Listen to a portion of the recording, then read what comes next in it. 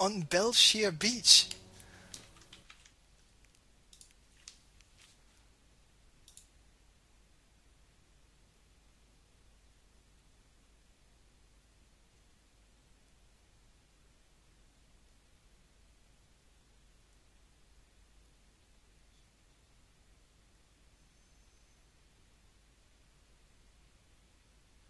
So, ladies and gentlemen, welcome back. It is game number 4 here in the ROOTDrewbie Worthers Europe Show Match Series. Both guys are saying it's a nice map. We are playing on Belshire Beach right now, which is the newest addition to the GSL Team League. I never saw a game on this map. I never casted a game on this map. Those guys never played a game on this map. We have Dimaga here on the bottom right side as the blue Zerg. We have Drewbie here as the red Terran on the top left location, and let's just see where we are.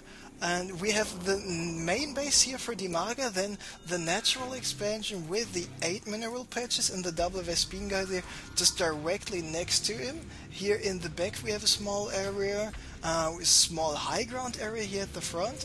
So this is a close spot, so if you want to get into the main base you have to move in through the natural. There's one entrance at the natural to the second base, and this second base is in a peninsula, so you have to drop in order to get here. I'm not sure if units can move through the water here or not, and I think they actually can.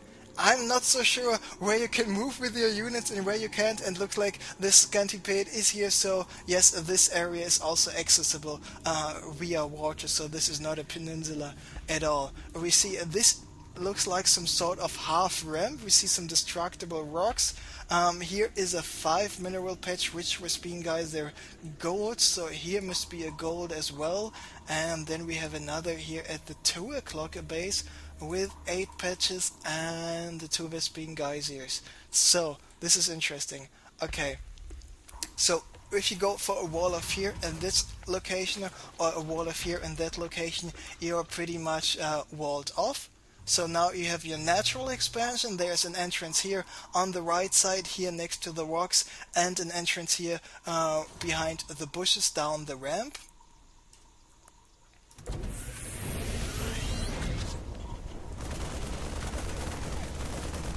It looks like a nice job by Drewbie to use his 2 Marines, and he's lifted off barracks to get rid of the Overlord here, and Overlord is going down. There we see the command center gasless expanse coming up once again by Drewbie, and Dimaga finished with his hatchery as well.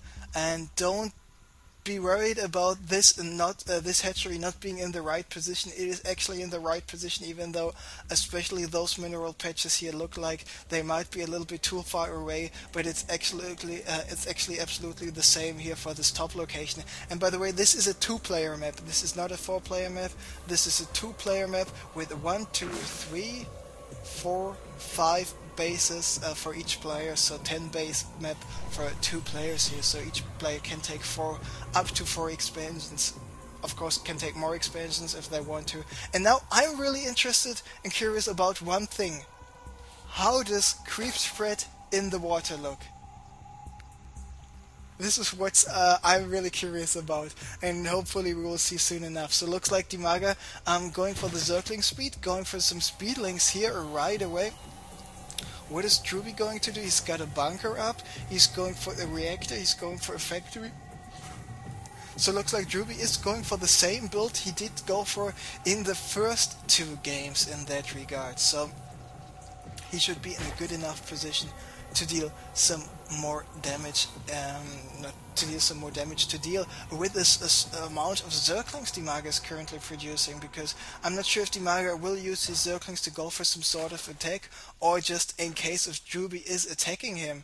Dimaga just spotted what's going on. He knows about the bunker, he knows about the reactor, and he knows about the orbital, so looks like he's not able to go for an attack just because of the bunker and of this Hellions, which are out pretty soon. Centipede is still here, moving around a little bit.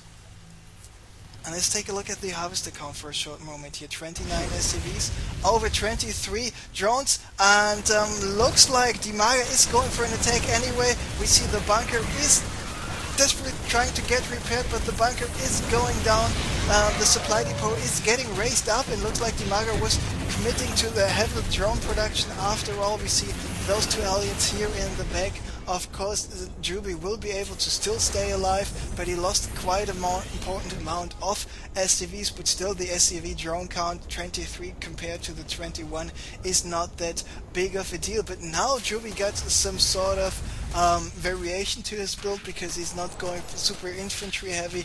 Instead, he's going for some Banshees. The Banshees do not have the cloak, but still he is able to go for some damage here, especially considering that the pathogen glands is now only getting started by Dimaga, so the fungals won't be out too soon here. And now with ROOTDrewbie having 4 Hellions out, 5 Hellions, and Hellion number 6 and 7 currently getting produced, he should be able to do quite some damage here with this Mars Hellion before there are too many of those infestors on the field. And actually there's not a single infestor even in production just right now for Dimaga. There we see the creep spread is going to continue.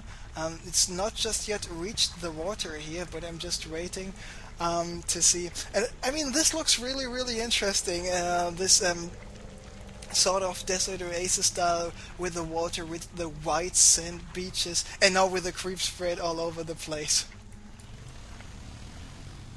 So now ROOTDrewbie is coming in with his Hellions. Dimaga just spotted all those Hellions. That's where we see the LOL by him.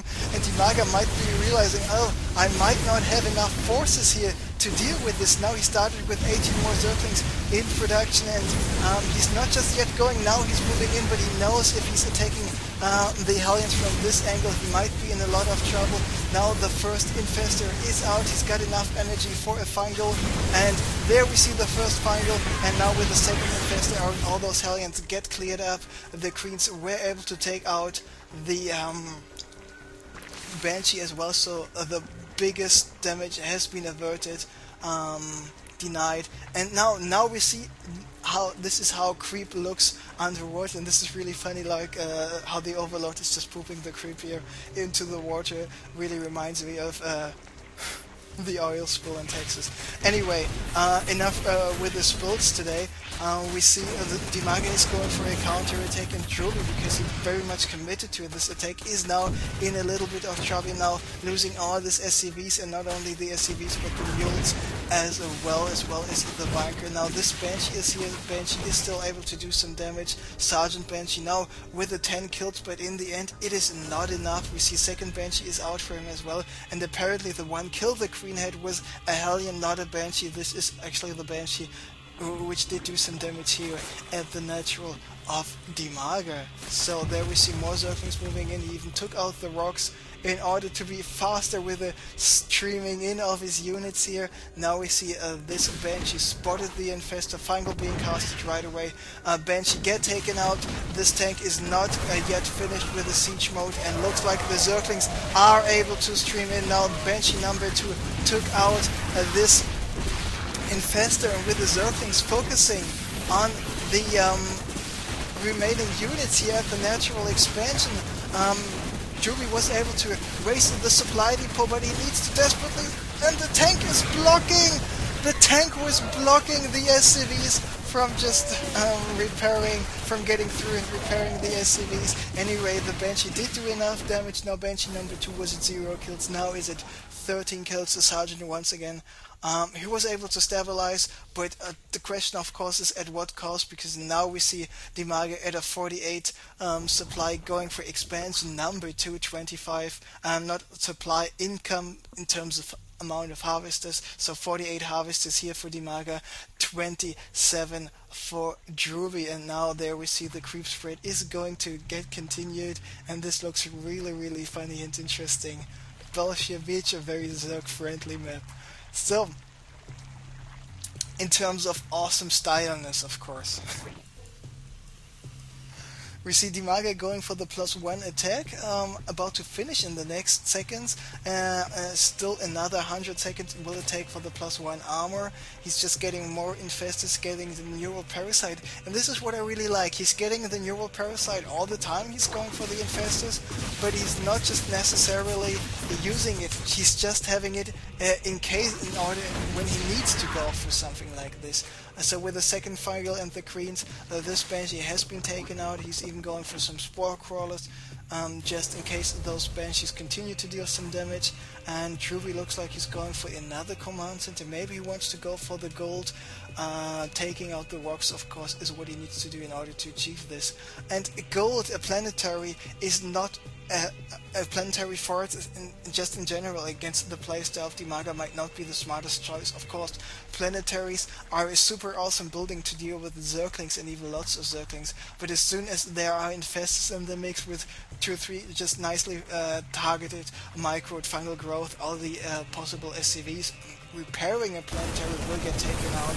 So just having an orbital command instead where you can lift up and be absolutely safe against those units might be the better choice.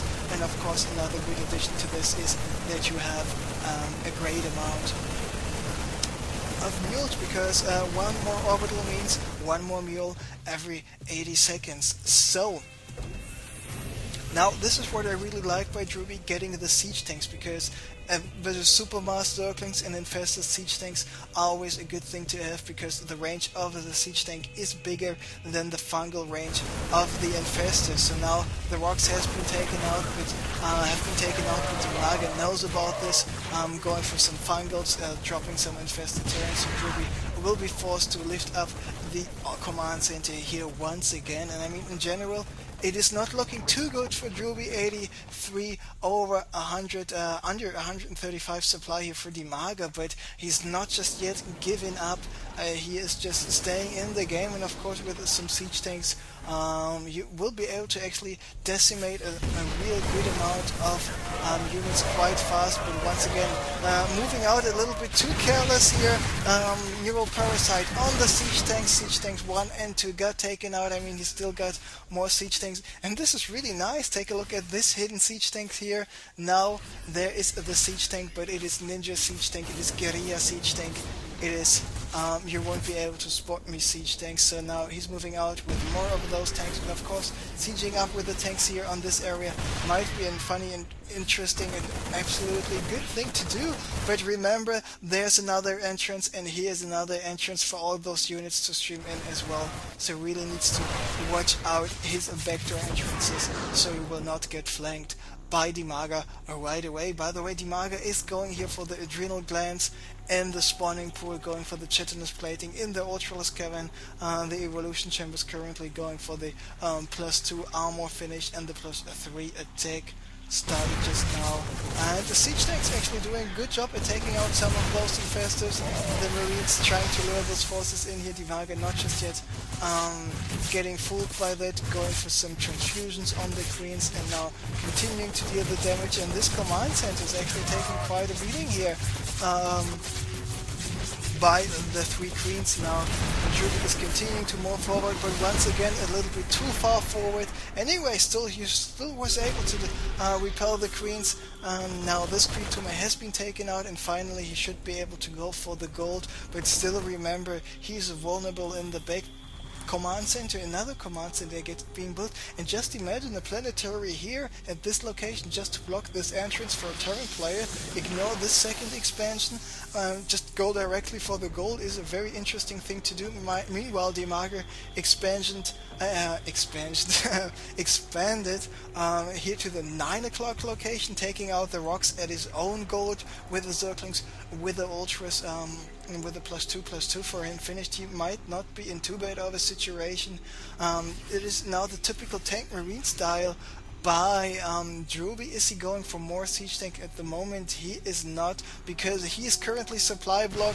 He's just waiting for this other command center to finish, but it looks like Dimaga had enough. He's now moving over the siege tanks, getting Euro parasited, getting taken out, and GG is called, and in the end Dimaga takes this show match series a 3-1 over ROOTDrewbie. So looks like once again the European players having no problems to deal with ROOTDrewbie. So congratulations to Dimaga, wins the $50, wins the honor for Europe. And yeah, next week we will have a next opponent. We might